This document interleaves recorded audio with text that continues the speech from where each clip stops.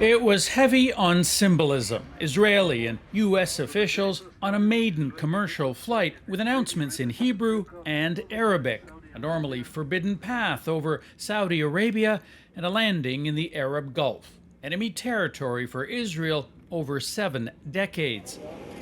And then a warm welcome from the United Arab Emirates, the Jewish state's newest Arab friend, nudged together by Washington. The last decades we've had conflict and war and division, and what happened here was 3 great leaders came together and they started writing the script for a new Middle East. What's in it for Israel and the U.A.E? Peace leading to prosperity, say the countries. Exchanges between the Middle East, 2 most advanced economies, and you will see how the sparks fly on this.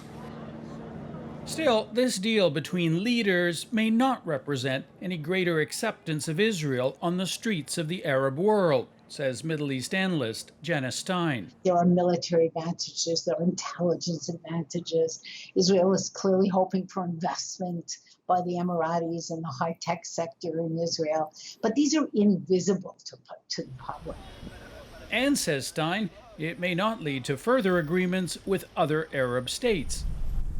One thing it does is end a proposal by Israel to annex large parts of the occupied West Bank, a plan that would take land away from Palestinians, a plan the U.A.E. insisted be scrapped. But among Palestinians, none of this is seen as a victory, rather a betrayal by an Arab state which had once vowed not to recognize Israel until it ended the occupation. Peace will not be achieved through bypassing us, says Palestinian President Mahmoud Abbas. Sasha Petrosic, CBC News, Toronto.